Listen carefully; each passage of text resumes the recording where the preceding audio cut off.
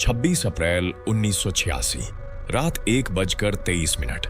Ukraine के शांत शहर प्रिप्यात में ज्यादातर लोग सो रहे थे।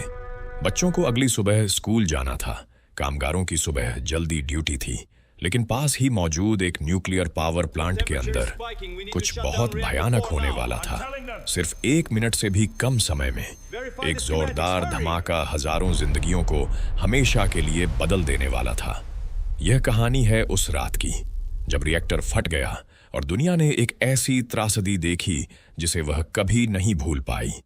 चेरनोबिल न्यूक्लियर पावर प्लांट में 4 रिएक्टर थे। उस रात इंजीनियर रिएक्टर नंबर 4 पर एक सुरक्षा परीक्षण कर रहे थे। उद्देश्य सरल था, यह देखना कि अगर बिजली चली जाए तो क्या टरबाइन कुछ समय तक बिजली पैदा कर सकता है। लेकिन रिएक्टर के डिजाइन में गंभीर खामियां थीं और ऑपरेटरों से भी बड़ी गलतियां हुईं। पावर लेवल बहुत नीचे गिर गया। उसे ठीक करने के लिए ऑपरेटरों ने कई कंट्रोल रॉड्स हटा दिए, वही रॉड्स जो परमाणु प्रतिक्रिया को नियंत्रित करती हैं। रिएक्टर अस्थिर हो गया और ठीक 1:23 AM पर 2 भयानक धमाकों ने पूरी इमारत को चीर कर रख दिया। करीब 1000 टन वजनी रिएक्टर का ढक्कन हवा में उछल गया। रेडियो एक्टिव पदार्थ रात के आसमान में उठने लगे। कुछ ही मिनटों में फायर ब्रिगेड मौके पर पहुंच गई। उन्हें लगा यह एक सामान्य आग है। उन्हें यह नहीं पता था कि वे एक खुले न्यूक्लियर रिएक्टर के पास खड़े हैं। कोई चेतावनी दिखाई नहीं दे रही थी। रेडिएशन की कोई गंध नहीं होती, कोई रंग नहीं होता, कोई आवाज नहीं होती। कुछ फायर फाइटर्स ने चमकते हुए ग्रेफाइट के टुकड़े उठाए। उन्हें यह अंदाजा नहीं था कि वे अत्यधिक रेडियो एक्टिव हैं। कुछ ही घंटों में कई लोग बीमार महसूस करने लगे, उल्टी, चक्कर, कमजोरी। वे तीव्र रेडिएशन बीमारी का शिकार हो रहे थे। उधर प्रिप्यात शहर में अगली सुबह जीवन सामान्य था। बच्चे बाहर खेल रहे थे, परिवार धूप में टहल रहे थे। उन्हें नहीं पता था कि हवा में अदृश्य रेडिएशन फैल चुका है। लगभग 36 घंटे बाद सरकार ने आखिरकार शहर खाली करने का आदेश दिया। बसें प्रिप्यात में दाखिल हुईं। लोगों से कहा गया कि वे सिर्फ जरूरी सामान साथ लें। उन्हें बताया गया कि वे 3 दिनों में वापस लौट आएंगे, लेकिन वे कभी वापस नहीं आए।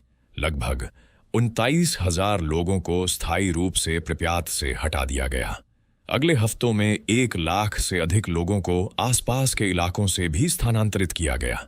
एक पूरा शहर रातों रात भूतों का शहर बन गया। इस आपदा को और भयानक होने से रोकने के लिए हजारों कर्मचारियों को सफाई के लिए भेजा गया। उन्हें लिक्विडेटर्स कहा गया। कुछ ने छतों से रेडियो एक्टिव मलबा हटाया, कुछ हेलीकॉप्टर से जलते रिएक्टर पर रेत और बोरॉन गिरा रहे थे। कई लोगों को खतरे का अंदाजा था, फिर भी उन्होंने अपना काम किया। अनुमान है कि 6 लाख से अधिक लोगों ने इस सफाई अभियान में हिस्सा लिया। कुछ को खतरनाक स्तर का रेडिएशन मिला, कई बाद में गंभीर बीमारियों का शिकार हुए, लेकिन उनके प्रयासों ने शायद और भी बड़ी तबाही को रोका। रेडियो एक्टिव बादल पूरे यूरोप में फैल गए। बेलारूस, स्वीडन और पश्चिमी यूरोप के कई हिस्सों में रेडिएशन दर्ज किया गया। पशु दूषित हो गए, खाद्य आपूर्ति नष्ट कर दी गई। इस हादसे ने पूरी दुनिया में न्यूक्लियर सुरक्षा पर गंभीर सवाल खड़े कर दिए। कई साल बाद सोवियत संघ ने RBM के रिएक्टर के डिजाइन में खामियों को स्वीकार किया। 2016 में न्यू सेफ कन्फाइनमेंट नामक एक विशाल स्टील संरचना क्षतिग्रस्त रिएक्टर के ऊपर बनाई गई ताकि रेडिएशन को रोका जा सके। आज भी चेरनोबिल के आसपास का एक्सक्लूजन जोन मौजूद है। प्रकृति धीरे धीरे लौट आई है, लेकिन निशान आज भी बाकी हैं।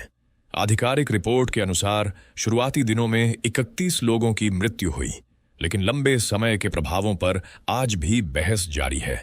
हजारों थायराइड कैंसर के मामले सामने आए, खासकर बच्चों में। परिवारों ने अपने घर खो दिए, मजदूरों ने अपना स्वास्थ्य खो दिया, पूरे समुदाय मिट गए। चेरनोबिल एक प्रतीक बन गया, मानवीय गलती का, गोपनीयता का और परमाणु ऊर्जा की खतरनाक ताकत का। 26 अप्रैल 1986 को दुनिया ने एक दर्दनाक सबक सीखा। तकनीक प्रगति ला सकती है, लेकिन जिम्मेदारी के बिना वही तकनीक विनाश ला सकती है।